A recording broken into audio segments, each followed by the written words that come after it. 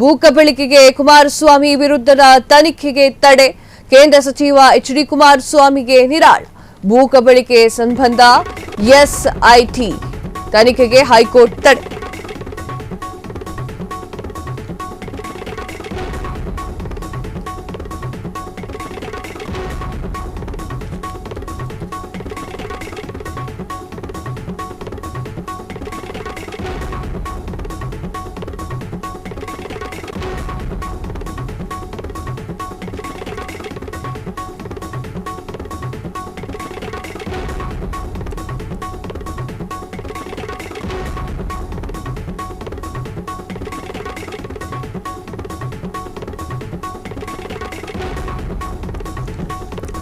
ಭೂಕಬಳಿಕೆ ಕುಮಾರಸ್ವಾಮಿ ವಿರುದ್ಧದ ತನಿಖೆಗೆ ತಡೆ. ಕೇಂದ್ರ ಸಚಿವ ಎಚ್.ಡಿ. ಕುಮಾರಸ್ವಾಮಿ ನಿರಾಳ. ಭೂಕಬಳಿಕೆ ಸಂಬಂಧ ಎಸ್ಐಟಿ ತನಿಖೆಗೆ ಹೈಕೋರ್ಟ್ ತಡೆ.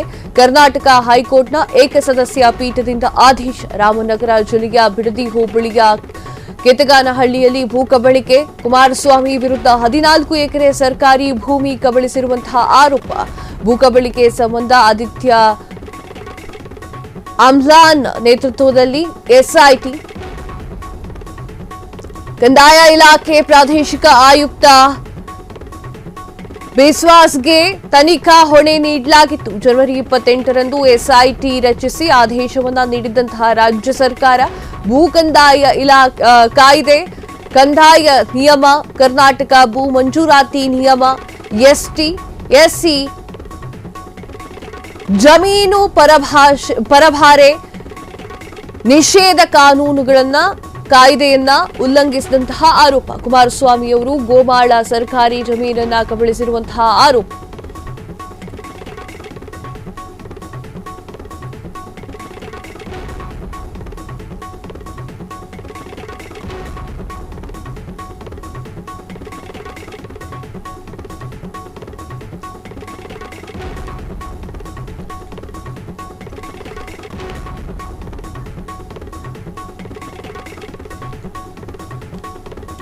ಭೂಕಬಳಿಕೆ ವಿಚಾರವಾಗಿ ಕುಮಾರಸ್ವಾಮಿ ವಿರುದ್ಧದ ತನಿಖೆಗೆ ತಡೆ ಸಿಕ್ಕಿದೆ. ಕೇಂದ್ರ ಸಚಿವ ಎಚ್.ಡಿ. ಕುಮಾರಸ್ವಾಮಿ ಅವರು ಈಗ ನಿರಾಳರಾಗಿದ್ದಾರೆ. ಭೂಕಬಳಿಕೆಗೆ ಸಂಬಂಧಪಟ್ಟಂತೆ ಎಸ್ಐಟಿ ತನಿಖೆಗೆ ಹೈಕೋರ್ಟ್ ತಡೆಯನ್ನ ನೀಡಲಾಗಿದೆ.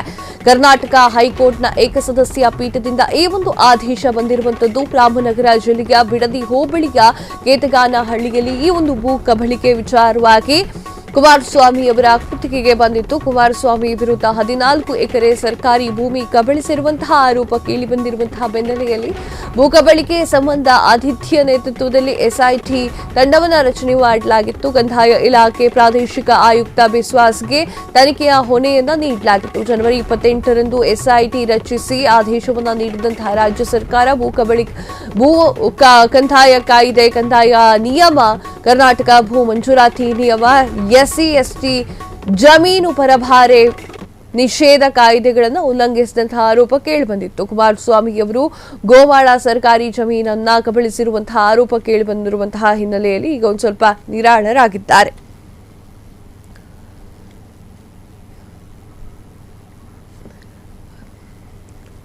ಎಸ್ಸಿ, ಎಸ್ಟಿ, ಜಮೀನು ಪರಭಾಷೆ ನಿಷೇಧ ಕಾಯ್ದೆಯನ್ನ ಉಲ್ಲಂಘಿಸಿದಂತಹ ಆರೋಪ. ಕುಮಾರಸ್ವಾಮಿಯವರು ಗೋಮಾಳ ಸರ್ಕಾರಿ ಜಮೀನನ್ನ ಕಬಳಿಸಿರುವಂತಹ ಆರೋಪ ಕೇಳಿ ಬಂದಿರುವಂತಹ ಹಿನ್ನೆಲೆಯಲ್ಲಿ ಈಗ ನಿರಾಳರಾಗಿದ್ದಾರೆ. ಭೂಕಂದಾಯ ಕಾಯ್ದೆ, ಕಂದಾಯ ನಿಯಮ, ಕರ್ನಾಟಕ ಭೂ ಮಂಜೂರಾತಿ ನಿಯಮ ಈ ವಿಚಾರಕ್ಕೆ ಸಂಬಂಧಪಟ್ಟಂತೆ ಜನವರಿ 28ರಂದು ಎಸ್ಐಟಿ ರಚಿಸಿ ಆದೇಶವನ್ನು ಹೊರಡಿಸಿದಂತಹ ರಾಜ್ಯ ಸರ್ಕಾರ ಈಗ ಸ್ವಲ್ಪ ನಿರಾಳರಾಗಿರುವಂತಹ ಕುಮಾರಸ್ವಾಮಿ ಅವರು ಗೋಮಾಳ ಸರ್ಕಾರಿ ಜಮೀನನ್ನ ಕಬಳಿಸಿರುವಂತಹ ಆರೋಪ ಕೇಳಿ ಬಂದಿತ್ತು. ಈ ಹಿನ್ನೆಲೆಯಲ್ಲಿ ಈಗ ನಿರಾಳರಾಗಿದ್ದಾರೆ. ಕ್ಷಣ ಕ್ಷಣದ ಸುದ್ದಿಗಳಿಗಾಗಿ ಫ್ರೀಡಂ ಟಿವಿ ಸಬ್ಸ್ಕ್ರೈಬ್ ಮಾಡಿ, ಲೈಕ್ ಮಾಡಿ ಹಾಗೂ ಫಾಲೋ ಮಾಡಿ. ಹೊಸ ಸುದ್ದಿಗಳ ನೋಟಿಫಿಕೇಶನ್ಗಾಗಿ ಬೆಲ್ ಐಕಾನ್ ಮೇಲೆ ಕ್ಲಿಕ್ ಮಾಡಿ.